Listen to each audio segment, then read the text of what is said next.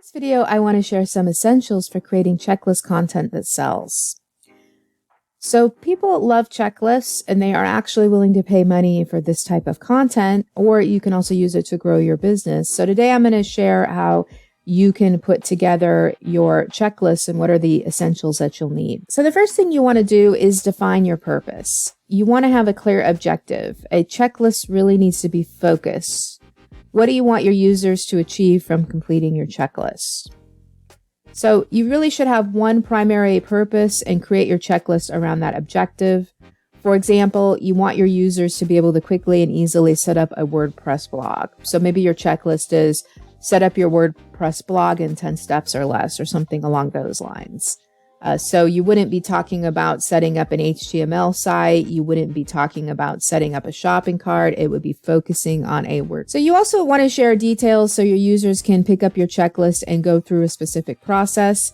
And a lot of times these types of checklists are going to be geared more toward beginners, but you could even have several different varieties of checklists where they're more at your user's level.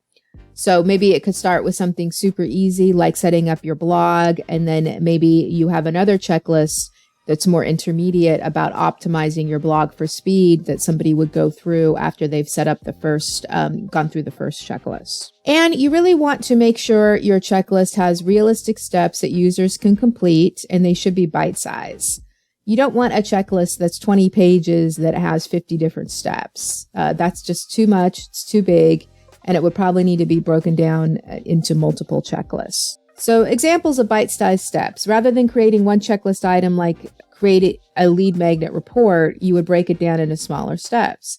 Research the market, outline the report, write the report, add images to your report, format your report, etc. So you would have it much more streamlined than that. And even those, I think, could be broken down into bite-sized pieces. So for example, write the report, you could break down into beginning, middle, and end, for example. So we want to keep the details focused. We want to make sure our sentences are short and don't include too many long sentences or paragraphs. With checklist style writing, it's better to have it be on the shorter and choppier side so people can digest the information rather than something that's a lot longer. So just remember, again, you're thinking about the purpose of the checklist. It's not to write an essay. It's to get people to go through and do something. So if you'd like to learn more about how to use checklists in your content marketing, you can check out my training, Checklists That Sell.